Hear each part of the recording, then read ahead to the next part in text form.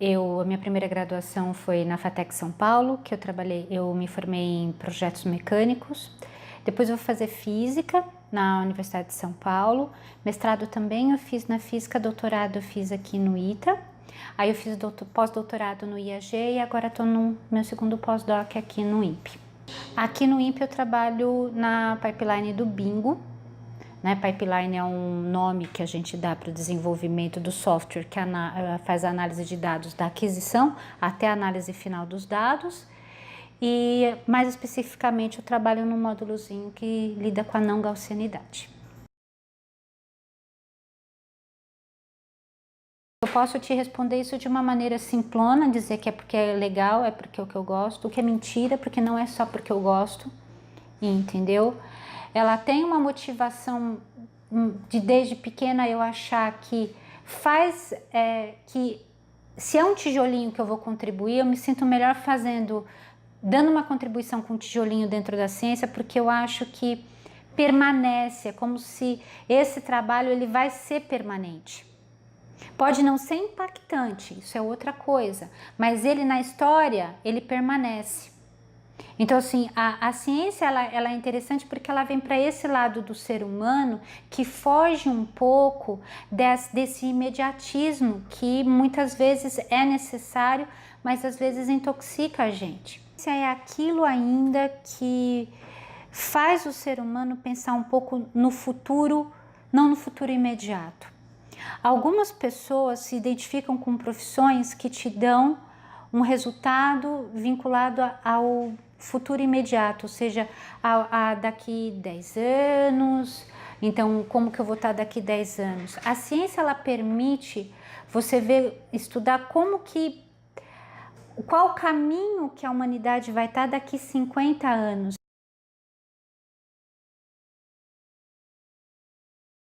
É uma pergunta que se você entrar na própria análise de Feyerabend, é aquilo que a ciência ela não está isolada do que é o homem em si, da própria história cultural que o homem traz, da própria bagagem. Então, nenhum cientista está livre desse aspecto humano que corroborou, que o motiva.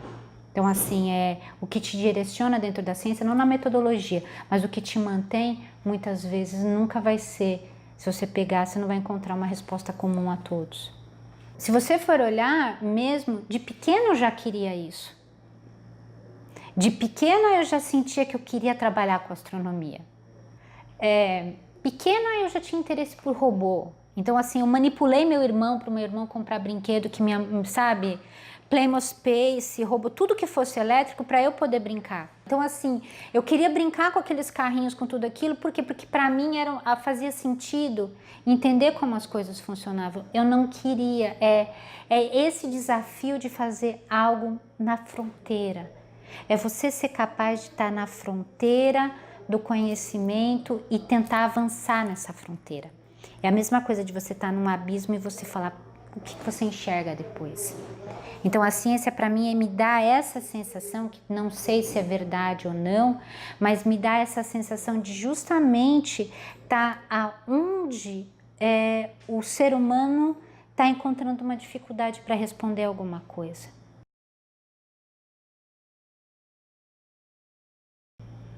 A pessoa o menino e a menina, ou no caso as meninas, né, não entrando em variações, mas se ela gosta da ciência, ela tem que vir. Não é uma questão de se vai ganhar pouco, se tem mais um número de meninos do que de meninas, se vai ocorrer, porque pressão de grupo é algo que é inerente à sociedade.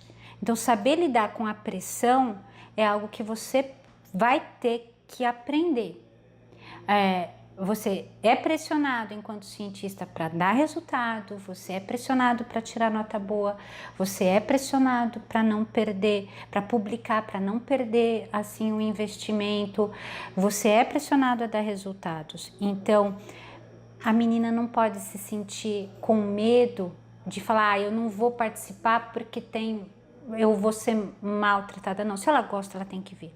Primeiro porque não vai ser maltratada, entendeu? Não existe maus tratos aqui no ambiente científico, nunca existiu. Pode ter desavenças, pode ter situações onde o assédio moral ele possa vir com maior impacto, mas isso não representa que ela vai estar sozinha, jamais vai estar. Ela vai encontrar pessoas que vão dar suporte. Talvez ela não encontre o suporte da pessoa que ela imaginaria que ela receberia, mas apoio ela vai encontrar. Então eu acho que se gosta de matemática, gosta de computação, gosta de química, gosta de física, vem. Se é o que você quer fazer, você tem que vir fazer e você chegar à conclusão de que não é isso que eu quero, ou é isso que eu quero, tem que ser uma decisão sua. Então se as meninas querem fazer ciência, se é a vontade delas, tem que vir fazer. Não pode se achar que não tem capacidade. A questão de não ter capacidade todo mundo não tem capacidade em alguma coisa. Todo mundo experimenta em algum momento essa não capacidade, essa incapacidade de resolver um problema de imediato. Essa sensação de não saber é uma sensação que vai fazer parte do cientista para sempre. Inclusive, os grandes cientistas são justamente aqueles capazes de falar: isso eu não sei, isso eu preciso de ajuda. Tanto é que colaborações científicas é o que fazem sucesso no sentido de serem eficientes, são as colaborações. Justamente porque você não é aquele cara ou aquela pessoa sozinha na sala resolvendo. Essa ideia de cientista sozinho, ela funcionava para século XVII, século XVIII, até um pouquinho do século XIX ainda estava lá, mas 20 e 21, não, é colaboração. Então não pode achar que eu não tenho capacidade, ou vão me zoar, ou eu vou ser sozinha.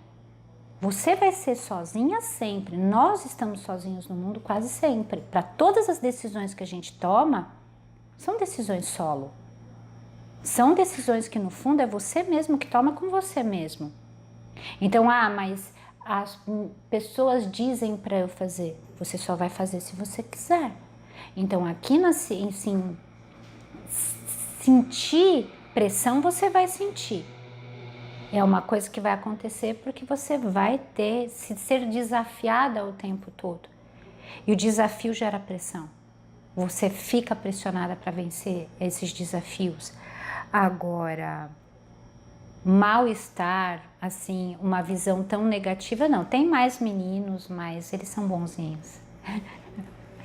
Eu vejo a participação, se você olhar a participação das mulheres na ciência, hoje você tem uma discussão maior sobre isso. A participação dela mesmo, se você olhar historicamente falando, ela sempre teve uma participação pequena, tanto por aspectos culturais, né, de você não ter um incentivo tão grande, né, quanto por aspectos socioeconômicos, né. Uma pessoa que começa a constituir família mais cedo, ou quando constitui família, num processo em décadas anteriores, você não tinha esse incentivo a continuar pesquisando. Então, se você for olhar hoje sobre a participação feminina, eu ainda acho que é baixa, ela é, numericamente falando, ela é baixa. Obviamente que você tem que olhar proporcionalmente, ver para cada departamento, para cada área, mas o mais importante ainda que eu acho é ver que eu ainda não encontrei uma resposta satisfatória para isso. É porque que as meninas que elas têm no ensino médio notas altas na área de matemática, física e química não vêm para a área de exatas, né? Não migram para cá. Então, isso talvez é que ainda uma pergunta que ela não está muito bem respondida, né? Se é só mesmo por um aspecto cultural, se é por uma motivação mais machista ou que... Isso ainda não foi respondido de maneira satisfatória, né? Pelo menos eu ainda não encontrei uma resposta para isso. Eu acho que é um número baixo, proporcionalmente a esse número de alunas que têm notas mais altas, que visivelmente você vê que são mais dedicadas ao estudo e que elas não vêm para a área de física básica, física, química, a matemática, engenharias. Assim, você não vê essa quantidade se manifestar nos cursos da área de exatas, o que é uma pena, porque seria interessante ter essa participação, né? Isso ajudaria bastante a gente entender, porque precisa ver se realmente é um aspecto cultural, educativo, do tipo, a menina tá terminando o ensino médio, ela gosta de física, mas sei lá, medicina é mais legal fazer. Se é só uma questão de identificação com a profissão, se é o fato da profissão não ser vista como algo que você tem uma representatividade maior, se a representatividade, ou seja, se você olhar uma mulher falando, te estimula você enquanto menina a ir buscar essa profissão. Isso para mim ainda é um pouco, não está muito claro. Porque, por exemplo, é óbvio que eu não posso me usar como exemplo, então já por aí você não pode usar isso como tese, né? Porque usar uma pessoa só como exemplo, mas nenhuma motivação minha foi feminina. Eu não tive eu vou estudar física porque eu tenho alguém na família, não. Eu fui porque eu gostava. Se você for perguntar, você passou por algum tipo de assédio, eu não consigo te classificar se o assédio que eu passei não é o mesmo tipo de assédio que qualquer trabalhador passa em qualquer área, porque o assédio moral ele é grande. Então assim, eu não posso me colocar e falar, não, o que eu passei é único e exclusivo aqui do ambiente acadêmico. Existem particularidades do ambiente, mas eu não posso afirmar que é por causa da minha figura, do meu biotipo ou da voz de criança que eu tenho, por exemplo. Pode ser motivo de chacota, mas daí me cortar uma bolsa por causa da voz de criança não foi, entendeu? A maior parte das pessoas, na verdade, eu tive só apoio vindo de homem. Então, assim, eu não posso falar mal deles. Não tenho como. É mentira, porque todas as pessoas que me abriram portas, mesmo quando eu estava chorando, mesmo quando eu estava, assim, sem chão, foram homens, não foram mulheres. Entendeu? Então, assim, eu não tive, muito pelo contrário, as poucas que eu tinha não foram muito sensíveis. Eu tive professoras sensíveis a situação, mas colegas, não. Então, assim, eu não posso, é uma coisa que eu acho que precisa ser avaliado melhor. Eu acho que a gente tem um problema, que é realmente a participação feminina ela ser menor, mas as razões para isso, elas ainda precisam ser discutidas e esses fatores precisam ser levados em uma discussão à exaustão. Eu ainda vejo que não tá definido. Não tá, porque existem ainda os interesses obscuros do ser humano. O cientista é um ser humano, ele não é um gênio pensado pela divindade que colocou, que vai ser tocado por Deus, vai falar, resolve a grande. É um ser humano que tem qualidades, virtudes e muitas coisas ruins também. Quando manifesta esse lado esse lado não positivo, esse lado completamente negativo, que você se pergunta se realmente é só uma questão de gênero ou é uma questão de imoralidade. Entendeu? Se a pessoa ela não é assediadora por ser uma pessoa ruim. Então isso precisa ser exaurido. A gente não está indo até o final nessa discussão. Muito pelo contrário, está ficando uma discussão rasa, porque existem problemas gritantes Esses problemas precisam ser resolvidos, mas a resolução de problemas imediatos não significa que você resolveu esse problema. O fato de você coibir o assédio de qualquer tipo não representa que você vai ter um aumento da participação feminina na área científica. Então, essa participação é de que a gente precisa entender.